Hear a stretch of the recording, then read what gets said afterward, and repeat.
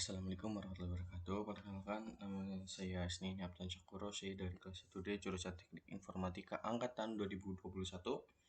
Pada video ini saya akan menganalisa penjadwalan proses menggunakan algoritma RR atau round robin. Video ini dibuat untuk memenuhi tugas sistem operasi yang diampu oleh Bapak Lutfi Syafirullah, STMkom. Di sini saya menggunakan Excel ya, tidak menggunakan buku karena lebih mudah menggunakan Excel dan dapat dipahami dengan baik menurut saya. Jadi kita mulai saja. Di sini adalah salah satu contoh soalnya. Terdapat beberapa proses masuk dalam antrean, yaitu proses A dengan arrival time 0 dan burst time-nya 5, kemudian proses B dengan arrival time-nya 1 dan burst time-nya 7. Dan proses C dengan arrival time-nya 3, burst time-nya 6. Dan proses D arrival time-nya 5, burst time-nya 3. Proses E arrival time-nya 4 dan burst time-nya 4. Dan yang terakhir adalah proses F, arrival time-nya 8 dan burst time-nya 5. Kemudian kita suruh menentukan turnaround time dan waiting time rata-ratanya. Dan pada penjadwalan RR ini ditentukan dengan kuantum time-nya adalah 4. Jadi perbedaannya dari yang schedule atau penjadwalan sebelumnya itu pada proses ini, pada interupsi atau pada penjalannya proses ini ditentukan oleh quantum time. Jadi misal ada proses A, burst time-nya 5, tapi yang ditentukan quantum time-nya adalah 4. Jadi 4 itu dieksekusi terlebih dahulu, jadi sisanya nanti setelah antrian proses selesai baru dieksekusi kembali dari awal kembali. Jadi dari soal ini saya sudah mengurutkan dari yang dari arrival time-nya sudah urut, jadi tidak acak ya. Kita langsung saja ke contoh prosesnya, yaitu yang pertama adalah ada proses A. Ini proses A ya, arrival time-nya 0. Jadi di sini karena proses burst time-nya ada 5, jadi kita eksekusi yang quantum 4 dulu karena quantum time-nya adalah 4. Jadi 0 ke 4. Ini adalah proses A. Oke, ini A lebih mudah. Jadi ini kita proses A, kita beri tanda merah biar mudah karena ini adalah proses yang dieksekusi. Yang warna merah ini adalah proses yang dieksekusi. Kemudian pada proses A dieksekusi terdapat arrival time-nya B, C, dan E. Beda ya, B, C, dan E. Jadi kita masukkan yang pertama B pada arrival time 1 ini ya, kita masukkan B1.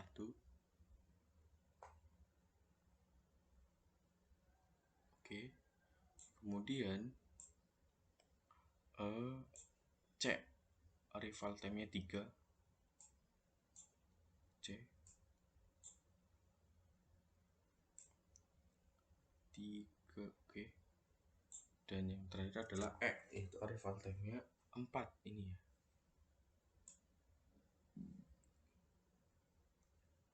C, E, oke, ini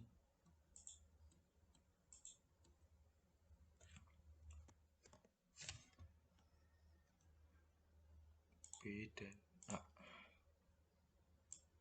Oke.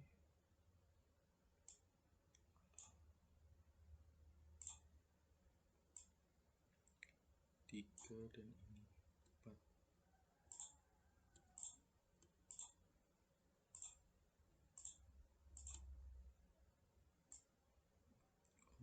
4.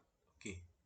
Kemudian sehabis proses A, yaitu adalah urutannya adalah proses B. Jadi kita eksekusi proses B. Sebentar. Sebelum proses selanjutnya kita hitung dulu. Proses A itu tinggal berapa burst time-nya, karena sudah di eksekusi 4 milisecond atau sudah diproses selama 4 milisecond. Kemudian berarti 5 burst time-nya dikurangi 4 itu adalah tinggal 1. Jadi burst time-nya A itu tinggal 1 agar mudah diingat. Oke. 1. Kemudian adalah proses B. Jadi proses B ini kita eksekusi. Warna merah. 4 ditambah 4 adalah 8. Oke, kita 8.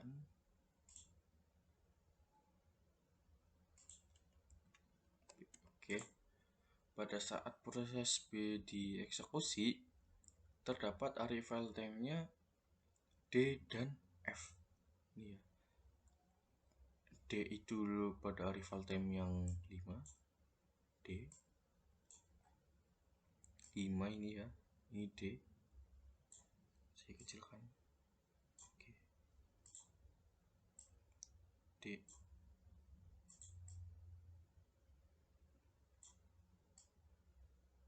Oke, ini proses D. Proses D ada di sini ya, arrival time-nya. Kemudian ada proses F, 8. F.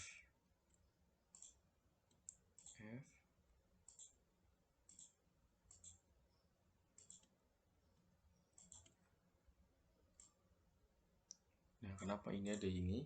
Karena ini yang di bawah itu adalah proses antrian yang dari awal ini.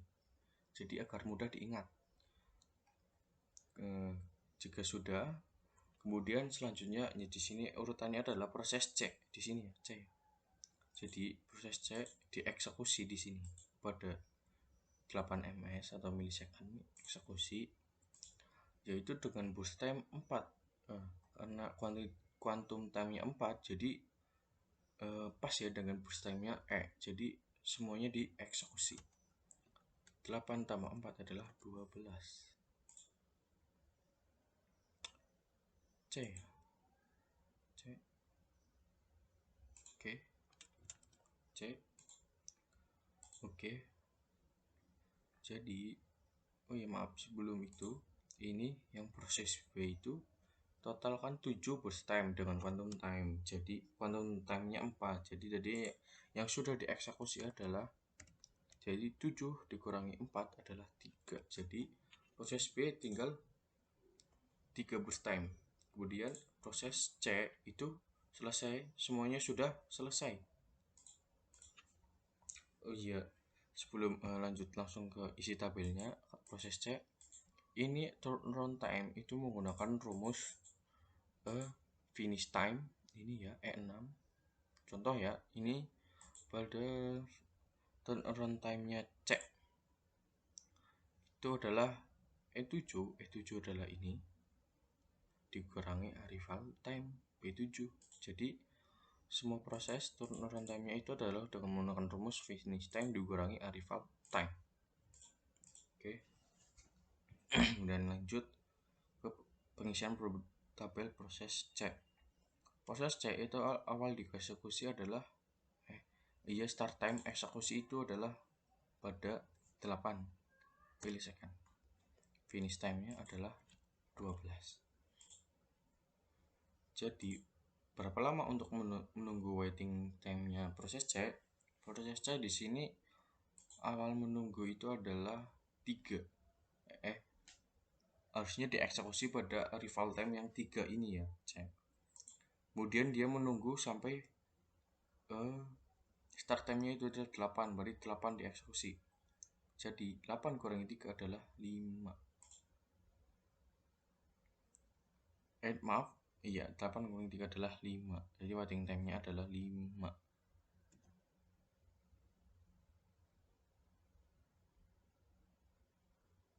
Maaf. Ternyata ini C prosesnya 6 ya, saya salah lihat. Jadi proses C itu jadi 4 kurangi 2 adalah 6. Maaf.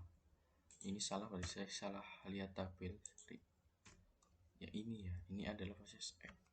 Jadi proses C itu burst time-nya tinggal 2 karena 6 kurangi 4. Oke, maaf, lanjut ke proses selanjutnya, yaitu menghitung proses E. Ini ya, kita copy aja.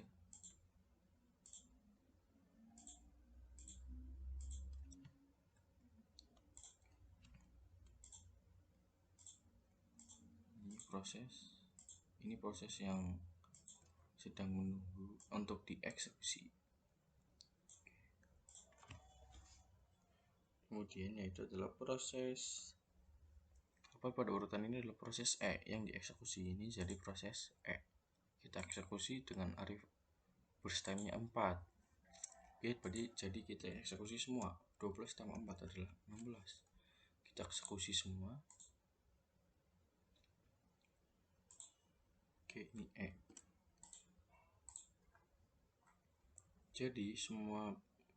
Jadi untuk proses E tidak ada burst time kembali lagi. Tidak ada burst time lagi. Jadi kita hitung start time E. Start time itu adalah eksekusi awal eksekusinya proses E itu adalah pada 12 milisekund dan finish time-nya adalah 16 milisekund. Oke. Jadi runtime-nya adalah 12. Karena 16 dikurangi 4.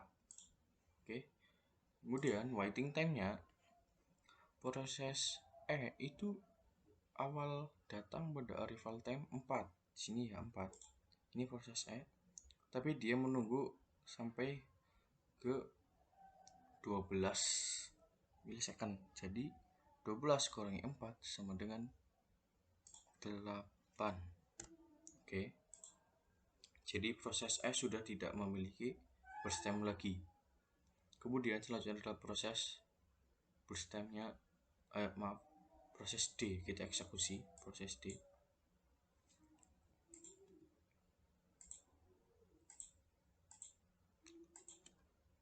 Proses D kita eksekusi dengan proses D itu warna biru. Kita eksekusi ya di sini ya, dengan warna merah eksekusi. Proses D itu ada 3 burst time. Oke, 3 burst time. Jadi kita eksekusi semua. 1 2 3 eksekusi semua ya. Walaupun maksimal 4 karena memiliki 3 proses, jadi lebih singkat gitu ya. Kita eksekusi proses D. Proses D, oke. Di sini ya. Kemudian kita hitung proses D-nya. Start time proses D adalah di sini 16. Jadi kita ketik 16 start time-nya.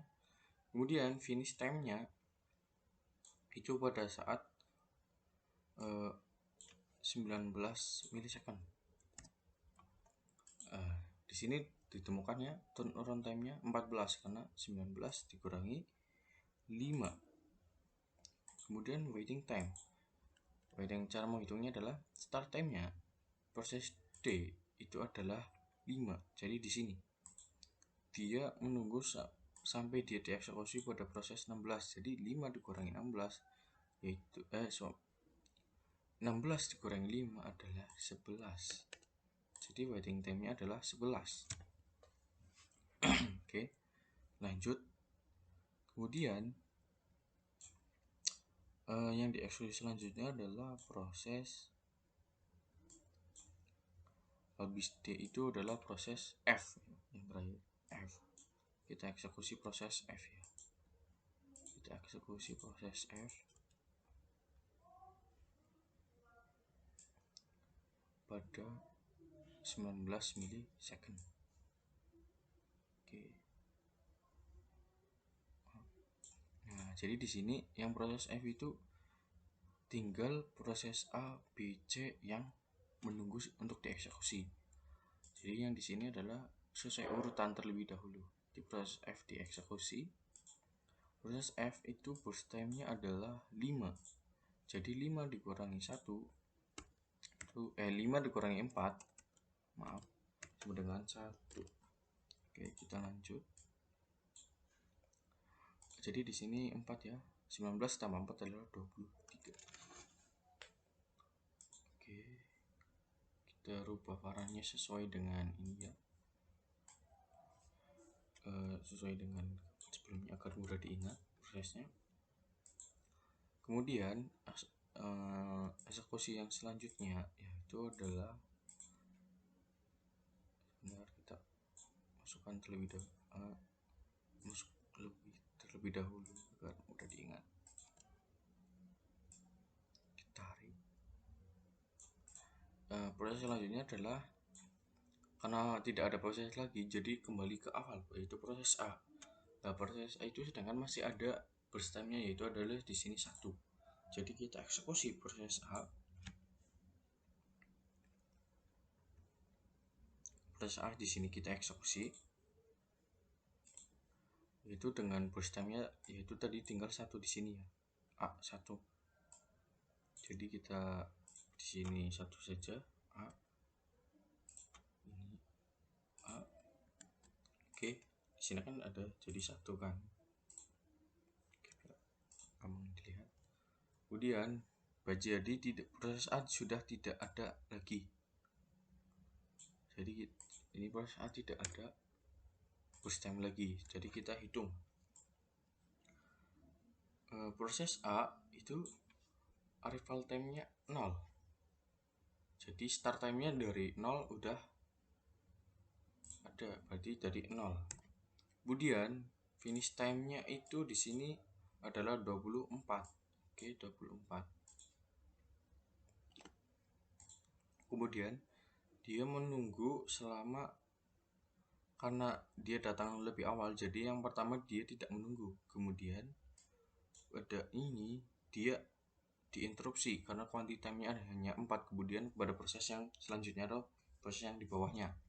Jadi dia menunggu dari proses 4 sampai dengan proses 23. Jadi 23 dikurangi 24 adalah 19.